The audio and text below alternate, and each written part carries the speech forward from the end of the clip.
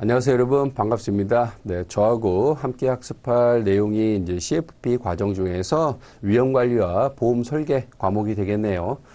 자, 교재가 완전히 개정이 되면서요, 많은 변화가 좀 왔습니다. 전반적으로 봤을 때, 개정 전에는 이제 위험관리에 대한 프로세스라든가 이런 부분들이 C 과정에 들어와 있었는데, 이제 다 AFPK 과정으로 이관이 다 됐고요. 또 사회보험과 관련된 내용도 사실 C 과정에 있었는데 그것도 이제 A 과정으로 이관이 되면서 C에서는 다 빠졌다라고 보시면 되겠습니다. 뭐 어떻게 보면은 시험을 목적으로 하는 우리 입장에서는 조금 수월해진 부분이 없지 않아 있다라고 보셔도 될 것 같고요. 반면에 이제 사례집에 보면은 그래도 아직 공적보험, 사회보험과 관련된 문제가 한두 문제 좀 보여지고 있거든요. 그래서 교재에는 없지만 그때 가서 다시 한번 설명해 드릴 수 있도록 하겠고요. 기존에는 이제 기업에 관련된 보험 관련 내용이 좀 많이 들어가 있었는데 그런 내용들이 다 배제가 됐다라고 보셔도 좋을 것 같아요. 사실 우리가 취급하는 게 이제 개인 재무 설계 쪽 위주잖아요. 그러다 보니까 기업 위주의 보험보다는 개인 재무 설계 쪽에 위주의 보험 쪽으로 교재가 좀 개정이 돼서 굉장히 좋아진 이런 느낌이 들기는 합니다. 근데 여러분, 일단 내용 자체 분량을 보시게 되면은 작지는 않아요. 그래서 조금은 어떻게 보면 개정 전보다는 여기에 이제 약관의 내용들도 많이 들어가 있다 보니까 조금 학습하시는데 좀 불편해 하시는 그런 느낌을 가져갈 수 있을 텐데, 그럼에도 불구하고 중요한 내용들 위주로 해가지고 핵심 요약적인 측면에서 제가 말씀을 드릴 테니까 믿고 잘 따라오시게 되면은 고득점 분명히 받을 수 있을 거라고 저는 확신합니다만, 근데 상대적으로요, 아이러니컬하게 보험업에 계시는 분들이 이 보험 과목에서 점수가 잘 안 나와요. 네, 이론적인 거하고 시험에 나오는 거하고 이런 것들에 대해서는 실무하고 조금 차이가 있거든요. 그러다 보니까 조금 더 관심 있게 좀 봐주셨으면 좋겠다라고 당부의 말씀을 드리겠습니다. 자, 목차를 살짝 살펴보게 되면은 이제 제1장의 위험과 보험 관련돼 가지고는 그 보험 수요 내용이 처음에 요 내용에 수록됐다. 그 말은 좀 관심 있게 봐야겠다. 시험에 나올 가능성이 굉장히 높다라고 말씀을 드리는 거고, 제2장 같은 경우에도 이제 보험 산업 이 내용이 여기 C 과정에 들어와 있다라는 겁니다. 그래서 요게 전반적인 것들도 조금 심도 있게 봐야만 하겠다. 시험에 나올 수밖에 없겠다라는 것을 말씀을 드려요. 다음에 뭐 생명보험이라든가 재산보험, 손해보험 관련돼서는 우리가 기존에부터 학습했던 내용들 그 범위에서 크게 벗어나진 않습니다만 일단 약관의 내용이 조금 추가된 것들이 있으니 그러한 부분들 중심으로 좀 봐야겠다라고 말씀을 드리고요. 보험 설계에 대한 부분은 요거는 좀 가볍게 이렇군 하고 보셔도 무방하지 않을까라고 말씀을 드리겠네요. 자, 본격적으로 학습을 시작하게 될 텐데요. 자, 교재 9페이지 보시게 되면은 이제 위험과 보험 중에서 제1절 위험관리와 보험 수요부터 시작을 하도록 하겠습니다. 자, 위에서부터 5째 줄 보시게 되면 재무설계에서 위험관리는 목표 달성에 장애가 될 수 있는 잠재 요인을 인식하고, 그렇죠? 네, 비용 효과적으로 처리하는 것이다라고 했는데, 비용을 효과적으로 잘 처리해서 위험을 관리하는 것이 바로 목표다. 왜냐하면 위험이 있는데 너무 많은 돈을 써가지고 위험을 관리한다. 이거는 비효율적이잖아요. 그래서 위험을 관리하는 데 있어서 내가 어느 정도 지불할 수 있는지 비용에 대한 부분을 함께 고려한다라는 측면에서 봐주시면 될 것 같고요. 아래줄 보시게 되면은 일찍부터 적절한 위험관리 방법을 찾아서 선택, 실행을 해야 된다라고 할 수 있는데, 뭐 당연한 얘기입니다만 혹시 문장에 이제 지문에 일찍이라는 단어를 나중에 이렇게 쓰게 되면은 당장 잘 안 보이거든요. 그래서 이런 것들도 여러분들께서 일찍이라는 단어에 동그라미를 좀 해두시면은 눈에 익을 수 있으니까 참고할 수 있겠다 보시면 되겠습니다. 자, 두 줄 내려와서 오른쪽에 보시게 되면은 이제 위험 관리 방법은 위험 통제와 그다음에 위험 재무로 구분되고 있고요. 구체적으로는 위험 회피라든가 손실 예방이라든가 손실 감소 그리고 이제 위험 보유라든가 위험 전가 이런 식으로 나눌 수 있다라고 할 수가 있는데 자, 구체적인 것들은 하나하나 또 살펴보겠습니다만 일단 정리를 한번 해보고 넘어가도록 하겠습니다. 자, 위험 관리 방법.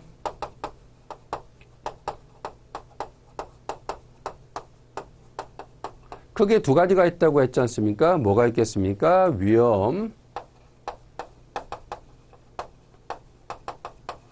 통제가 하나 있고요. 또 하나는 뭐가 있습니까? 위험 재무가 있다. 네. 위험 통제한다는 것은 내가 위험을 어떻게든 관리해 보겠다라는 거잖아요. 예, 그렇게 보시면 될 것 같고 위험 재무라고 하는 것은 아무래도 재무 돈에 대한 냄새가 나잖아요. 그 돈으로 처리를 할 텐데 어떤 방식으로 할 거냐 이것도 한번 살펴보는데 일단 위험 통제 방법에는 크게 두 가지가 있다는 거예요. 위험 회피하는 방법이 하나 있고요. 또 하나는 위험에 대한 손실 감소라든가 또는 예방이라든가 이런 방법들이 있겠다라고 보시면 될 것 같고 자 위험 재무와 관련돼서는 어떤 식으로 가져갈 것이냐 위험을 그냥 보유하는 방식을 하나 가져갈 수가 있고요. 또 하나는 위험을 이전하는 방식을 가져가겠다라고 보시면 되겠습니다. 말 그대로 위험을 통제하는 것은 내가 위험을 관리할 텐데 위험을 회피하겠다고 한다면은 완전히 위험이 있을 수 있는 것을 내가 아예 안 해버리는 거예요. 만약에 버스를 탔는데 대중교통에 대한 부분에서 이제 사고가 너무 불안한 것 같아요. 그럼 아예 대중교통을 이용을 안 하는 거예요. 그래서 목적지까지 어떻게 합니까? 내가 그냥 걸어 다니는 겁니다. 근데 현실적으로 좀 불가능한 것들이 있잖아요. 만약에 이제 비행기를 탔을 때 좀 불안해서 못 하겠다 그러면 제주도 간다 그러면 어때요? 배를 타거나 아니면 헤엄쳐서 가거나 이거는 현실적으로 조금 어려운 그런 겁니다. 어쨌든 완전히 행위를 안 하는 거 이게 이제 위험에 대한 회피라고 보시면 될 것 같고 손실을 예방하거나 감소하는 거 뭐 내가 감기를 조금 조심해야겠다 그러면 나갔다 와서는 반드시 씻는 거 그리고 소화기를 준비해 두는 거 뭐 이런 것들이 이제 하나의 통제 방법으로 보실 수가 있을 것 같고 위험을 보유하는 것들은 알아요. 위험이 이렇다라는 걸 아는데 그거 관련돼서 이제 내가 스스로 준비하는 겁니다. 그래서 돈을 내가 모아놨다가 그 위험이 발생했을 때 모아놓은 돈으로 처리하는 거, 내 스스로가 준비해서 하는 거, 이게 바로 위험을 보유하는 방법이다라고 보시면 될 것 같고, 이전은 뭐예요? 이전은 보험회사에다가 보험을 통해서 넘기는 거 이런 것들이라고 보시면 되겠네요. 구체적인 것들은 또 자세하게 나오니까 그때 또 말씀을 드리도록 하겠습니다. 자, 아랫줄 내려오시게 되면은 밑에서 5번째 줄 위험 회피 성향이 높을수록 사고 발생 여부에 따른 불확실성을 감수하기보다는 사고 시 확실하게 수령할 수 있는 보험금을 더 선호한다라고 하고 있는데, 자, 일단 보험을 가입하시는 분들의 특징적인 건 뭐다? 위험에 대한 회피 성향이 높은 경향이 있는 사람들이다라고 보시면 되는데, 일단 이것도 밑줄만 좀 거두시면 되겠습니다. 자, 다음 페이지 넘어오시게 되면은 1번 위험 관리 해가지고 이제 가로 1번 개념 나오게 되는데요. 밑줄만 긋도록 할게요. 자, 이론적인 측면에서 위험 관리는 경제 주체가 보유한 포트폴리오 위험을 통제하는 수단이다라고 하고 있는데 사실 여기에 나와 있는 정의는 어떻게 보면 투자론에서 얘기하는 정의라고 보시면 될 것 같으세요. 내가 투자를 통해서 위험을 어떻게 관리할 것이냐 그러면 여러 가지 포트폴리오를 가지고서 이렇게 자산 관리를 했을 때 위험이 통제가 됩니다. 관리가 됩니다. 뭐 이런 부분이라고 보시면 되는데 보험 쪽에서 볼 때 위험 관리라고 한다면 사실상 개인이라든가 기업이 직면하고 있는 어떤 위험성 이런 것들에 대해서 어떻게 잘 관리해가지고 비용을 통해서 효과적으로 통제할 수 있겠느냐 관리할 수 있겠느냐 뭐 이런 개념으로 보시면 되겠어요. 어쨌든 교재에 나온 내용이니까 우리는 이렇게 정의를 좀 봐야겠다.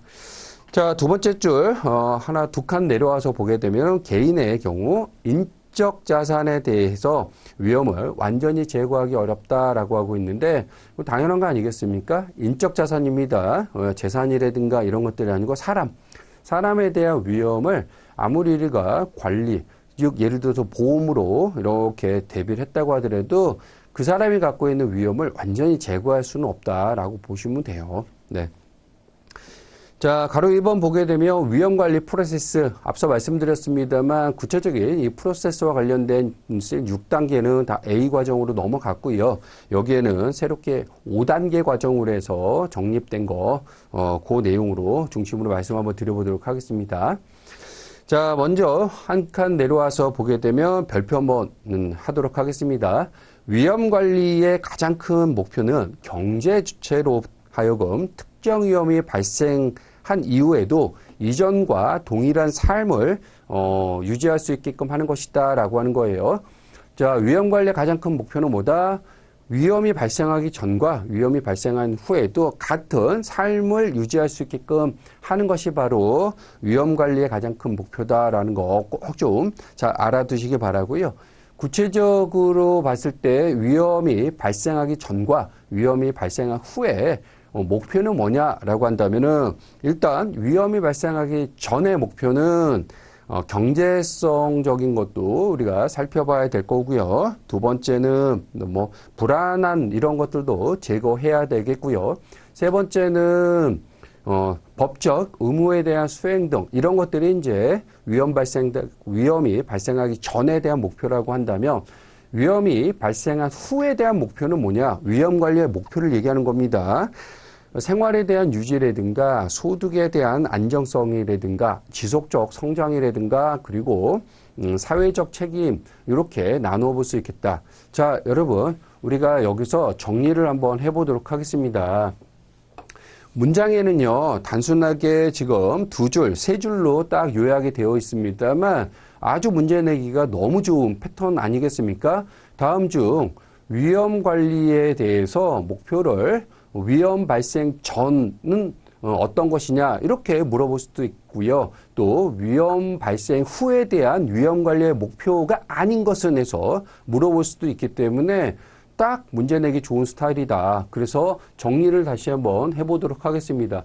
자, 위험이 발생하기 전에 대한 목표와 위험이 발생한 후에 대한 위험 관리 목표 두 가지로 나눈다라고 했을 때 자, 위험이 발생하기 전에 대한 목표는 뭐가 되겠다? 경제성을 따져보겠다라고 할 수 있고요. 두 번째는 뭐예요? 불안의 제거다. 세 번째는 뭐가 있겠습니까?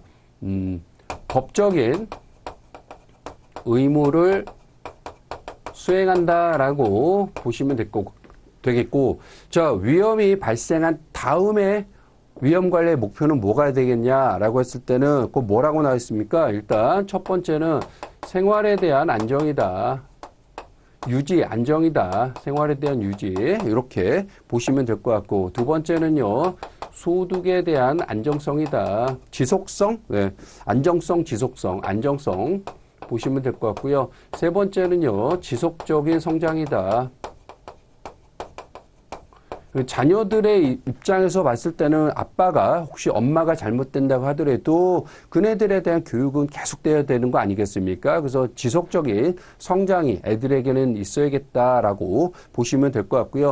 네 번째는 뭐가 있겠습니까? 일단 사회적인 책임을 가져가겠다라고 보시면 되겠네요.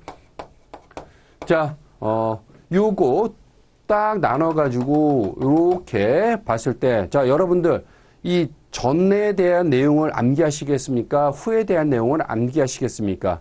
일단 작은 쪽을 우리가 외우는 게 조금 수월하지 않겠습니까? 어쨌든 한쪽을 외우면 나머지 한쪽은 아닌 거니까 저는 이쪽을 좀 권해드리겠네요. 위험이 발생하기 전에 대한 위험관리의 목표 해가지고 자 위험이 발생되기 전에 경제성과 불안 제거와 법정 의무 수행 이렇게 해가지고 전경불법 이렇게 좀 암기를 해두면은 조금 도움이 되실 것 같습니다.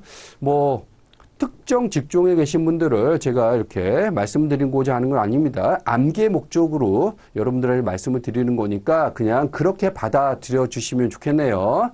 정경은 불법이다. 정경 불법 해가지고 이렇게 좀 봐두시면 나머지는 뭡니까? 위험이 발생한 다음에 대한 위험관리 목표니까 요거를 제외한 나머지는 아하 이런 거군 보시면 되겠어요. 그래서 이렇게 나누어 가지고 여러분들이 조금 기억해 두시면 문제에서 찾는 거에 어렵지 않겠다. 정경불법 이렇게 말씀을 드립니다. 자, 음영으로 되어 있는 점 4개는요. 여러분들께서 꼭 좀 읽어보시면 좋겠습니다.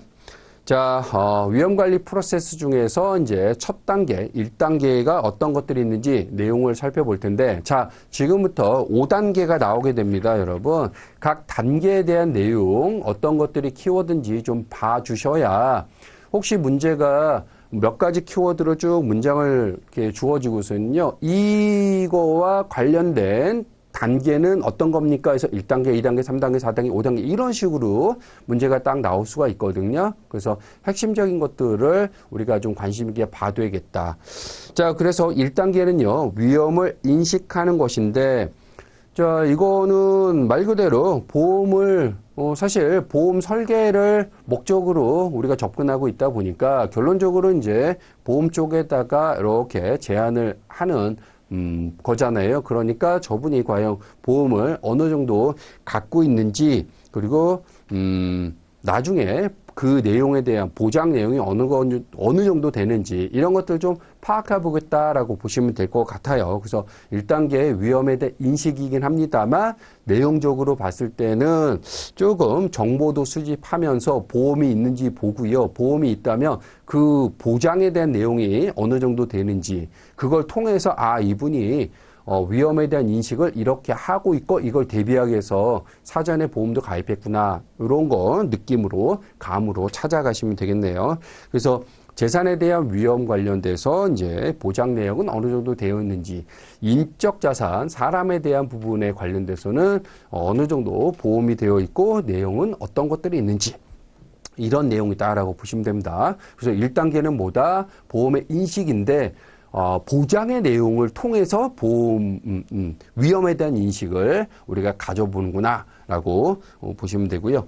자, 다음 페이지 보시게 되면 이제 2단계가 나오지 않겠습니까? 2단계, 위험 측정 및 평가, 이렇게 나오는 거니까, 자, 인식을 했으니까, 그 다음에 측정도 하고요. 그리고 평가도 들어가는 단계, 이렇게 단계가 들어갔다. 그래서 기존의 고객분들께서 아니 만났는데, 저분께서 이제 보험을 갖고 있어요. 그럼 그 분석을 해야겠죠? 예, 분석하는 단계다라고 보시면 되겠습니다. 그래서 일단 고객의 위험을 측정하고 평가하기 위해서 수집된 정보를 이제 분석한다. 인식해서 정보를 수집했으니까 그 다음에 단계는 이제 분석하는 단계가 들어갈 거고요.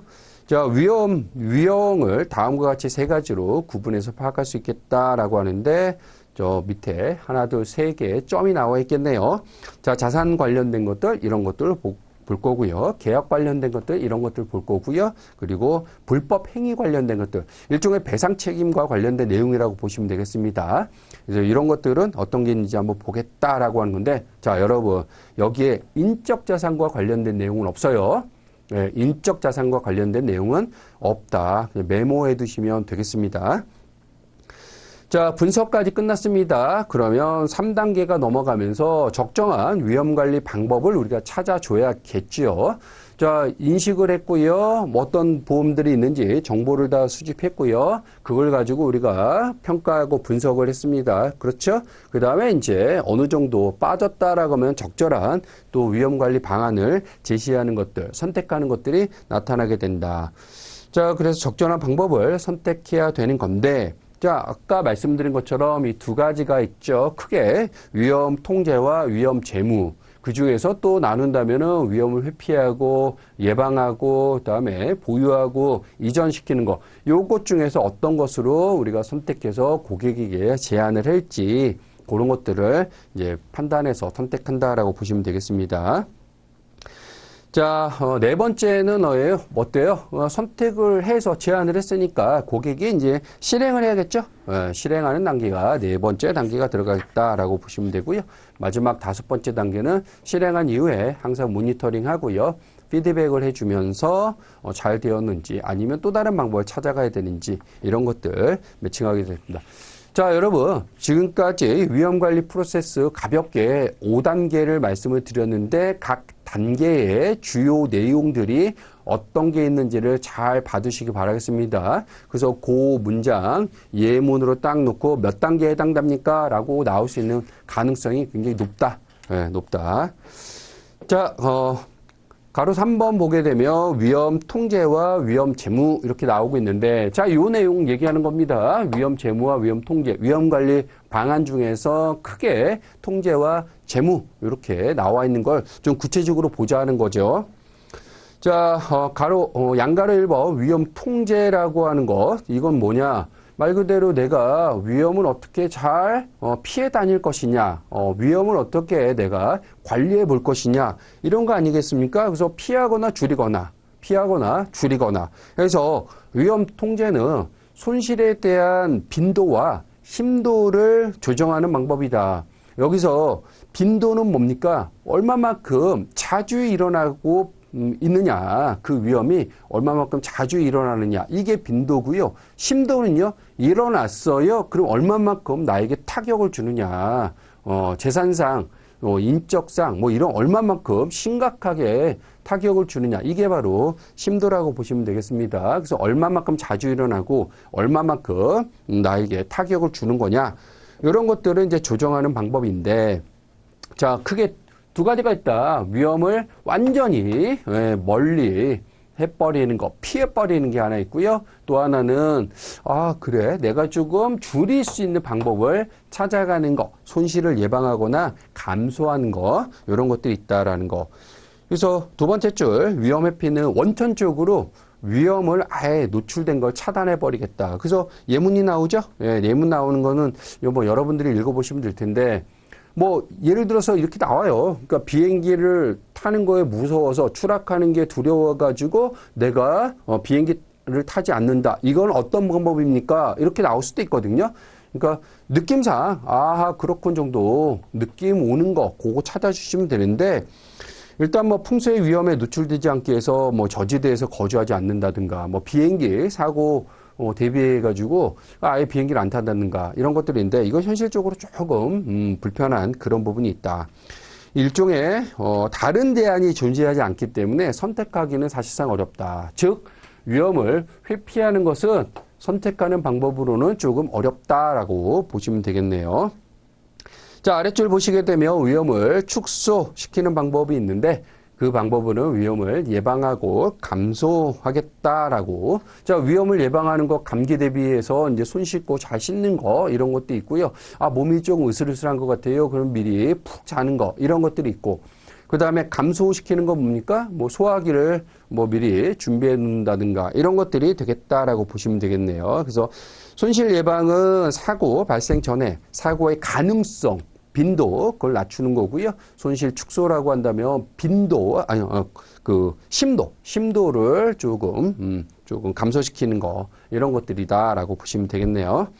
자, 양가로 2번 위험 재무 첫 번째 줄 위험 재무는 손실이 발생하였을 경우 이를 보전하기 위한 방법으로 위험을 보유하는 것과 위험을 이전하는 것 이렇게 두 가지가 있다. 위험 전가가 이제 위험을 이전하는 거니까요. 사실 재무 말 그대로 돈과 관련된 것들, 돈과 관련된 것으로 우리가 볼 수 있다라고 보시면 됩니다.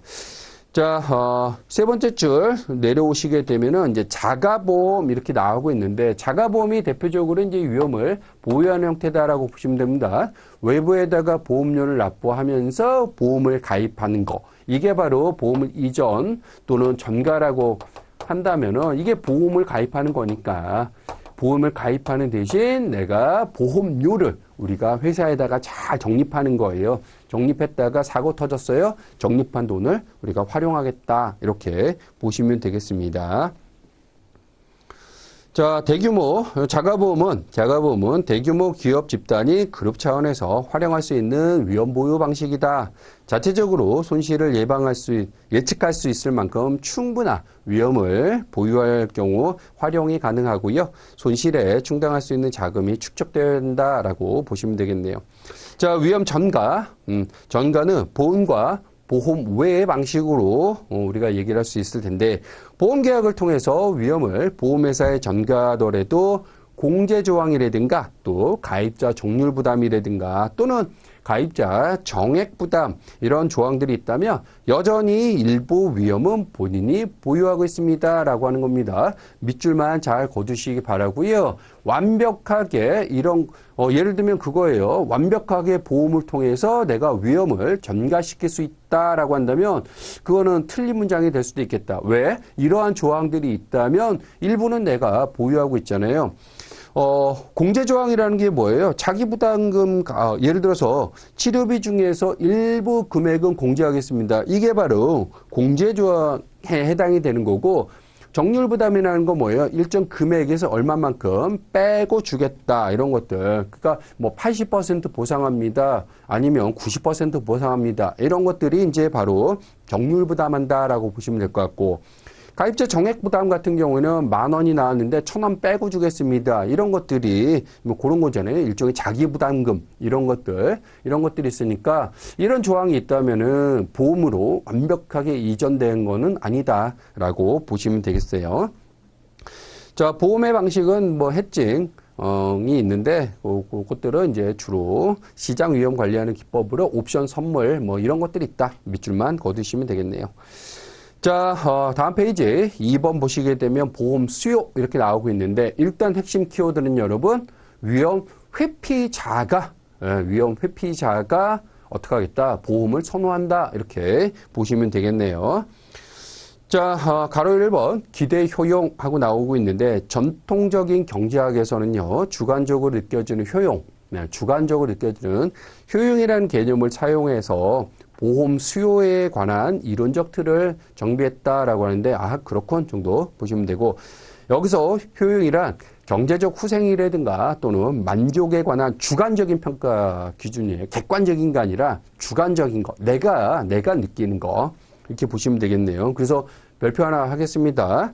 불확실성 하에서 의사결정은요. 금전적 기대값이 아니라 주관적인 효용의 기대값이다라고 보시면 되겠습니다. 그러니까 보험을 가입을 했는데 금전적으로 1억 원 줄게, 2억 원 줄게 이게 뭐 절대적인 수치를 가지고 보험을 가입하는 게 아니라 내가 만족하는 부분이 있다고 하면 1억 원이 아니더라도 5천만 원이라도 나는 가입해. 이 얘기를 하는 거예요. 그 얘기입니다. 그래서 효용의 기대값. 주관적으로 느껴지는 만족에 대한 기대값을 가지고 보험을 선택한다. 이렇게 보시면 되겠고요.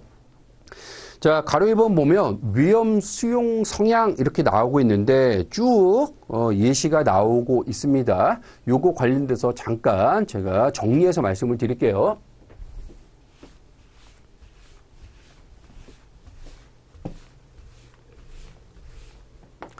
자, 교재에 나와 있는 내용은 어떤 내용이냐라고 한다면 예를 들어서 복권에 대한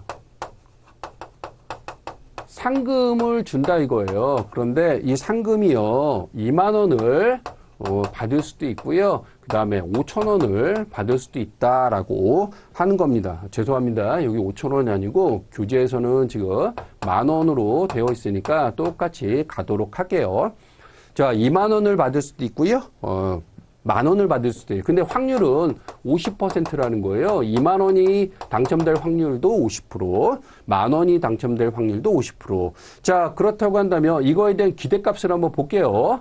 2만 원이 당첨될 확률 50%니까 이거는 기대값으로 보면 10,000원이 될 거고요. 10,000원이 당첨될 확률이 50%니까 이거에 대한 기대값을 보게 되면 5,000원이 되겠다. 그래서 전체적으로 이 복권에 대한 상금에 대한 기대값은 얼마가 되겠냐? 15,000원이 된다는 겁니다. 그쵸? 네. 여기와 관련돼 가지고 예를 들어서 복권의 가격을 얼마를 책정을 하면 되겠냐라고 적정 가격을 산정을 할 때 만약에 아, 2만 원을 할게요 라고 한다면 어때요? 이거 누가 사겠냐라는 거예요. 왜? 최고로 맞아봐야 2만 원인데 이 2만 원을 막기 위한 가능성은 50%뿐이 안 돼. 근데 이 복권을 2만 원으로 내가 돈 주고 사? 이거는 안 산다라는 거예요. 그렇죠? 그럼 당연한 겁니다.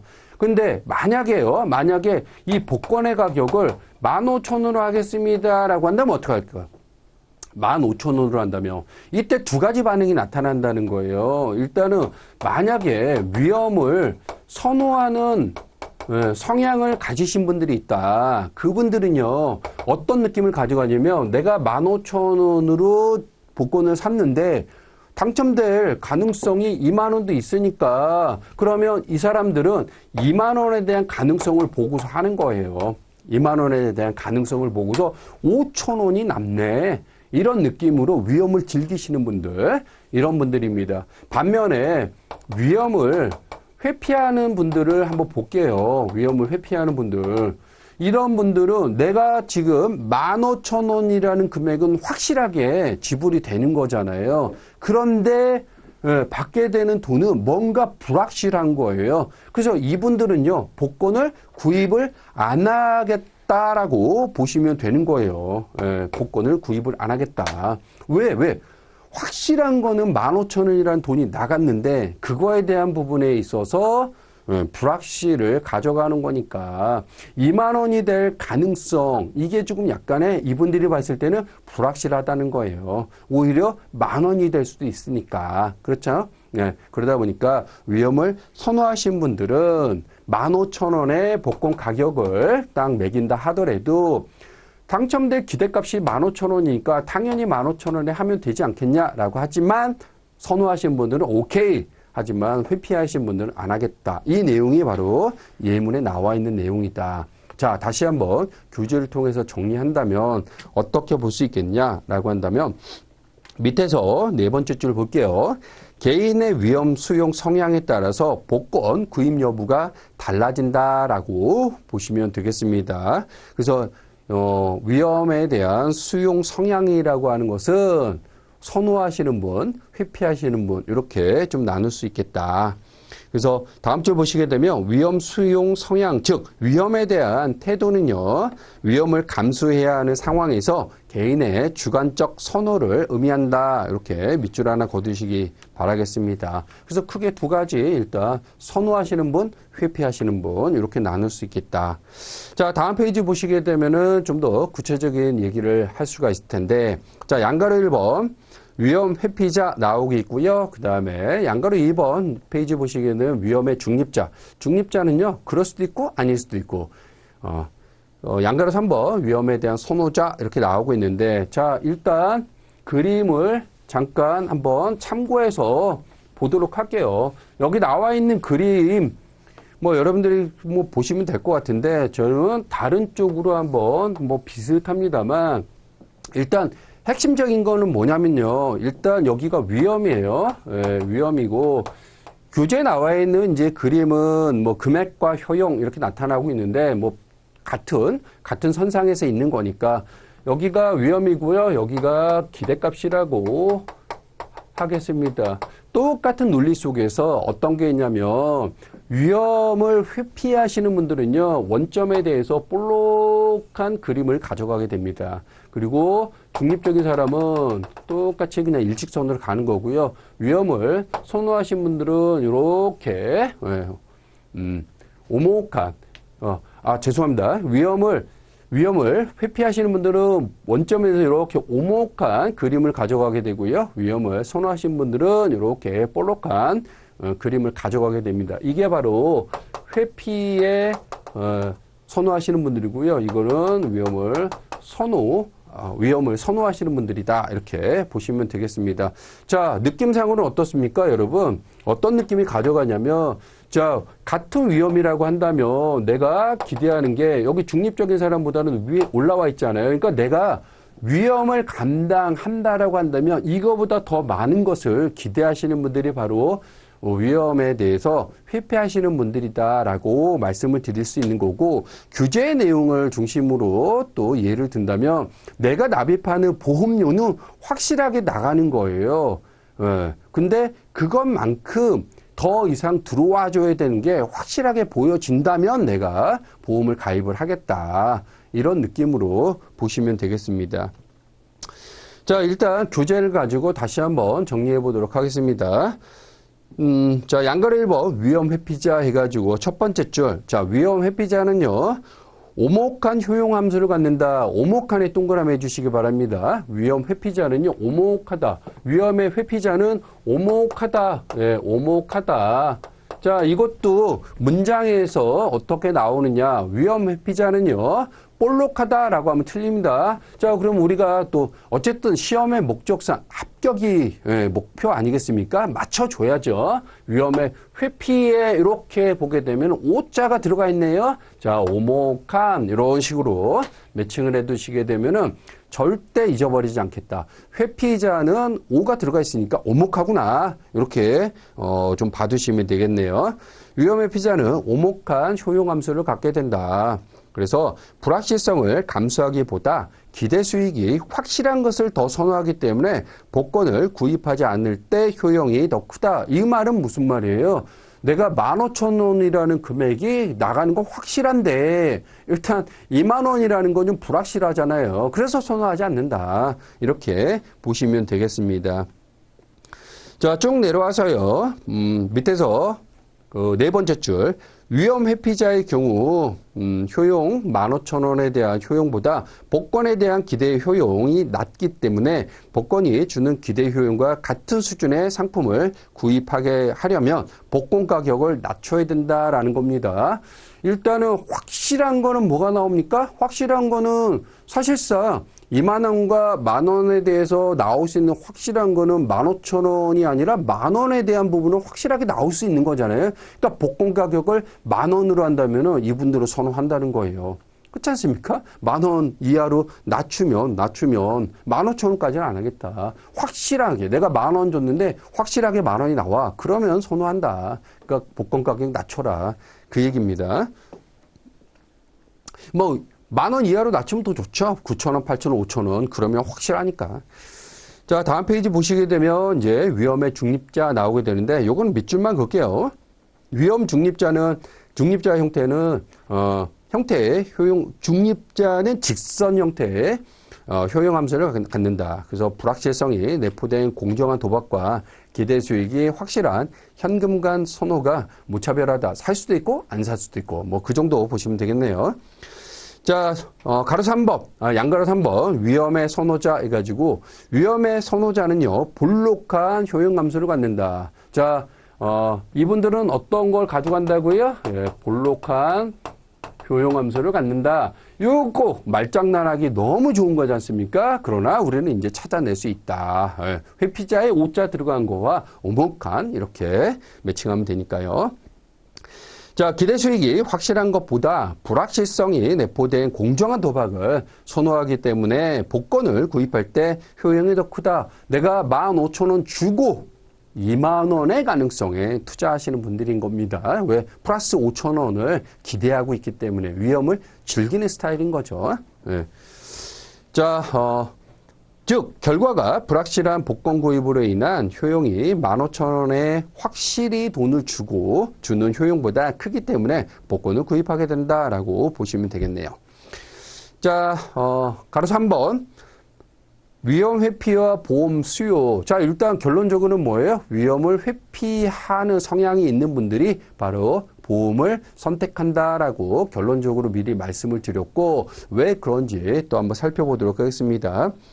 자, 양가로 1번 보험 수요 요인 해가지고 그럼 이분들이 왜 보험을 선호하느냐 그 요인이 뭐냐라고 했을 때 자, 첫 번째 줄 보험 수요에 영향을 미치는 요인은 기대 손실의 빈도나 심도 그리고 보험 상품 가입 여력 또 위험에 대한 태도 등이 있다. 아, 그렇고 밑줄만 거두시면 되고요. 쭉 내려서 마지막 끝에서 두 번째 줄 일반적으로 위험에 대한 수용도가 낮은 즉 위험 회피도가 높은 가계일수록 보험 수요가 높아진다. 이것도 잘 밑줄 그어서 봐주시기 바라겠습니다. 말장난하기 딱 좋으니까요. 위험 선호자분들이 보험을 선호한다 이렇게 나올 수가 있으니까 그건 조심스럽다라고 보아집니다. 자, 다음 페이지 보시게 되면은 양가로 2번 위험 회피자의 보험 수요 이렇게 나오고 있는데, 자, 동그라미 1번 보험 계약의 불확실성. 자, 첫 번째 줄 보험 계약은 앞서 설명한 복권 구입 즉 도박과 같은 불확실성을 갖는다. 이건 무슨 말일까요, 여러분? 뭐 보험료를 내가 10,000원을 냈는데 사실 보험 사고가 발생해야 보험금을 받게 되잖아요. 그러니까 돈을 냈는데 사고가 안 났어요. 나는 아프지도 않아요. 그럼 보험 혜택을 보지도 않잖아요. 그러니까 그 타이밍이 딱 걸려야 그 돈을 받는 거니까 마치 도박과 같다. 그런 얘기를 한다라고 보시면 되겠네요. 자, 세 번째 줄 내려와서요. 즉 보험 상품은 보험 사고 발생 여부에 따라 보험 수령 여부가 달라지므로 복권 구입과 같이 위험 회피 수준에 따라 수요가 달라진다. 위험을 싫어하는 위험 회피 정도는 위험에 노출된 경제 주체가 위험을 줄이기 위해 지출하려는 금액, 즉 보험료를 결정하게 됩니다. 라고 하는 건데, 일단 밑줄만 그어두시기 바라고요. 보험 가입 여부와 재산 규모와 관련돼 가지고 이제 동그라미 2번에서 설명을 하고 있다라고 보는데, 자, 그거와 관련된 내용 제가 잠깐 요약을 해서 말씀을 드리고 또 교재를 보도록 하겠습니다. 자, 교재를 보니까 내가 갖고 있는 재산이요. 나의 재산이 얼마가 있냐면 1억 2천만 원이 있답니다. 그런데 이 재산의 상황을 보니까 주택이 얼마가 돼 있나요? 0.8억 원이 되어 있고요. 그리고 나머지 보면은 교재에는 안 나와 있어요. 주택재산만 0.8억 원이다 이렇게 있는데, 그걸 다른 쪽으로 본다면 그럼 현금성 자산은 얼마가 있다는 거예요? 0.4억 원이 있구나. 이렇게 우리가 유추할 수도 있는 겁니다. 자, 이런 상황에서 만약에 화재가 났습니다 라고 하면은 주택은 완전히 전소되겠다. 화재가 나면 주택은 완전히 전소된다. 그 말은 8천만 원이 완전히 사라진다라고 말씀을 드릴 수가 있겠죠. 그런데 화재가 발생에 대한 확률은 몇 퍼센트라고 했나요? 25%라고 되어 있고요. 발생하지 않을 확률은 몇 퍼센트인가요? 75%라고 되어 있네요. 그렇죠? 네.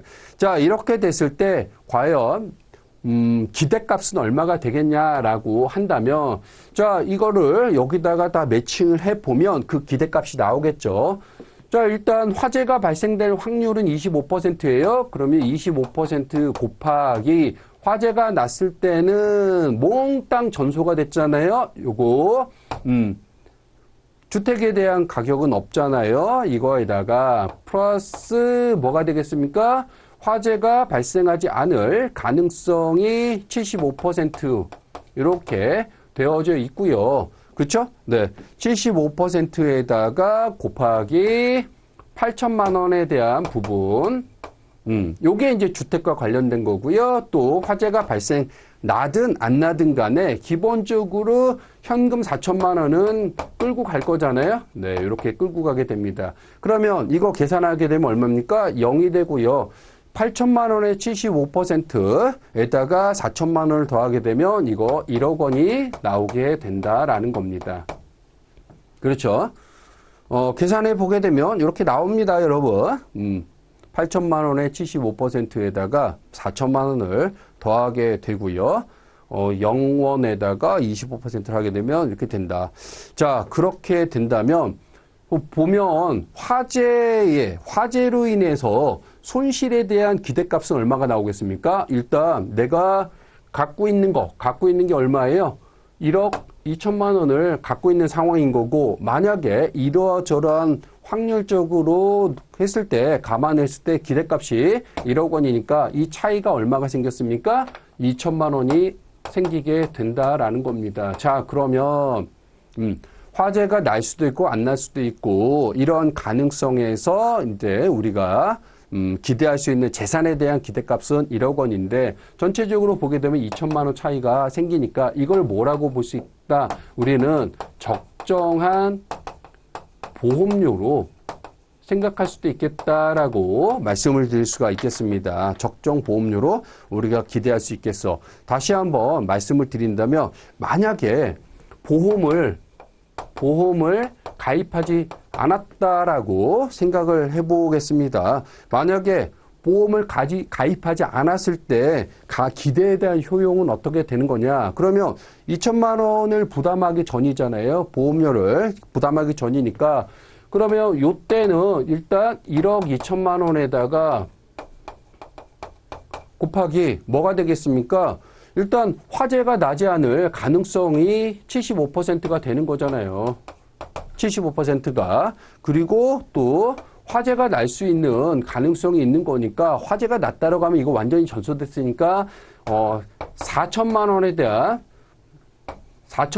대해서 25% 확률을 가져가는 거니까 이거 계산하게 되면 얼마가 나오냐면 이제 1억 원에 대한 금액이 나온다라는 거예요. 보험을 가입하지 아니했을 때 우리가 가져갈 수 있는 기대값, 효용에 대한 기대값. 일단 1억 2천만 원에 대한 효용을 내가 느끼는데 75%의 확률로 느끼는 거고 만약에 화재가 났다 그러면은 집은 다 전소돼 버렸으니까 요거 현금에 대한 기대 효용만 가져갈 거잖아요. 이렇게 해서 계산할 때 1억 원이 나온다. 그런데 보험을 가입했다고 가정을 할게요. 가입했다고 가정을 하게 되면 일단 2천만 원을 보험료로 지불을 하게 된 상황이 되는 거니까 어떻게 됩니까? 요 상황이 된다면 1억 원은 보험에 가입이 된 거잖아요. 그렇죠? 그러다 보니까 화재가 났다. 그러면 뭐가 나옵니까? 1억 원에 대한 보험금이 나오게 되는 거예요. 1억 원에 대한 화재가 났다. 그러면 1억 원에 대한 보험금이 나오는 거고 화재가 안 났대요. 화재가 안 났다고 한다면 지금 갖고 있는 1억 2천만 원에서 뭐가 나갔어요? 2천만 원에 대한 보험료가 나갔잖아요. 그러니까 내가 가지고 있는 효용은 얼마예요? 저기에서 2천만 원을 뺀 1억 원에 대한 효용은 그대로 남아있을 거니까 이거 곱하게 되면 이것도 1억 원이다. 이렇게 말씀드릴 수가 있는 겁니다.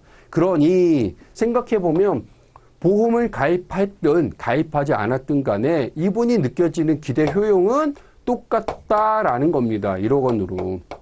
이 얘기가 교재에 지금 16페이지와 17페이지에 걸쳐서 그 다음 페이지까지 넘어가는 굉장히 설명이 이렇게 일시를 들어둔 얘기인데 결론적으로 보면 이거거든요. 이거예요. 그래서 요점은 뭐다? 내가 가져가는 기대 효용을 가지고 확실한 게 있다면 그것만큼 보험료로 지불할 수 있는 의사가 있다. 요렇게 정리하시면 되겠습니다. 자, 이게 이해가 되시겠습니까? 다시 교재를 통해서 한번 내용 정리를 한번 해보도록 할게요. 자, 16페이지 보시게 되면은, 자, 동그라미 2번. 보험 가입 여부와 재산 규모. 자, 만약 가계의 보유 재산이 1억 2천만 원이고, 그 중에 주택이 8천만 원이라고 하겠다라는 거예요. 자, 요 얘기한 겁니다. 그럼 현금은 얼마가 됐다는 거예요? 4천만 원 일단 기본적으로 현금이 있다라고 보아지고요. 만약 화재가 발생하게 되면은 주택은 전부 소실이 되고요. 날아가 버리는 거예요. 그리고 나머지 현금만 남아있겠다.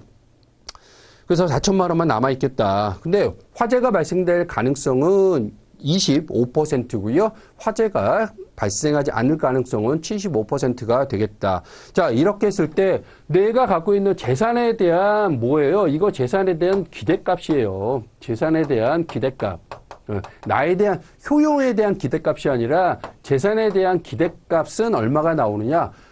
금액에다가 확률을 곱하는 거잖아요. 그렇게 했을 때 나온 게 음영이 나와 있는 게 이제 보유 재산에 대한 기대값, 효용 가치 이것을 놓고 보게 되면 얼마가 된다는 거예요? 1억 원이라는 얘기가 여기에 이제 제가 나타낸 겁니다. 요거.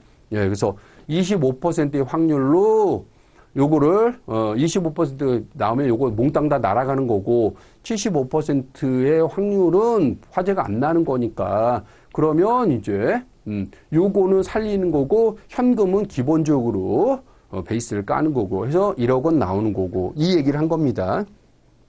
자, 더불어서 보험 미가입 상태의 기대 효용 이렇게 쭉 나오고 있는데 이 내용은 이걸로 정리하시게 되면 여러분이 좀 이해하시기가 편합니다.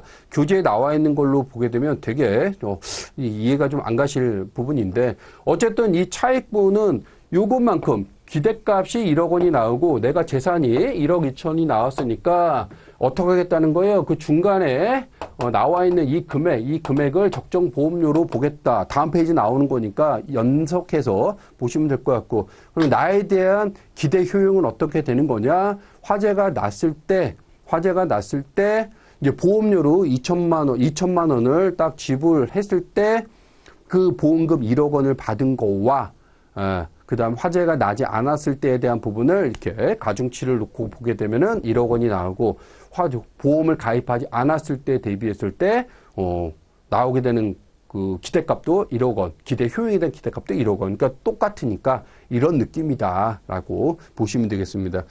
그래서 여러분들이 이제 EU, UI 요게 이제 이 얘기를 한다라고 보시면 될 것 같고요.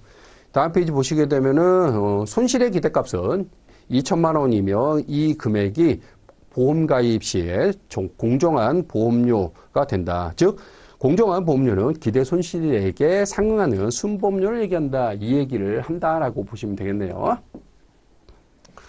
자, 아래아래 내려오시게 되면 화재 발생 여부와 관계없이 확실한 1억 원의 재산을 갖게 된다. 보험 가입 금액이 1억 원이라는 얘기입니다. 1억 2천에서 2천만 원을 빼고 나머지 1억 원에 대한 부분, 그리고 여기에 만들어진 이 금액과 동일하다.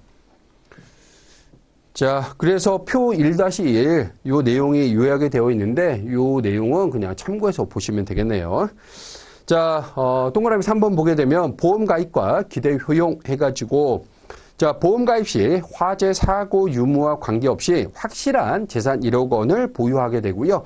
이때 효용 A점이 보험 미가입 시 불확실한 상태의 재산에 대한 기대값 1억 원에 상응하는 효용 B점보다 높다. 뭐 이렇게 쭉 나오고 있는데 자, 이 말은 무슨 말이냐면 다음 페이지에 또 그림이 나옵니다만 이 말은 무슨 말이냐면 일단 효용에 대한 부분을 놓고 봤을 때 이거는 뭐다? 이건 순보험료다 이거예요. 순보험료.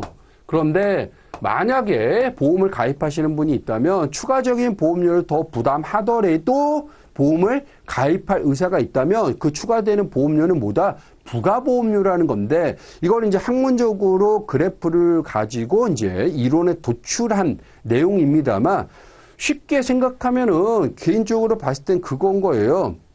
자, 어떤 말씀을 드릴 수 있냐면 요거 일단 지우고 말씀을 드릴게요.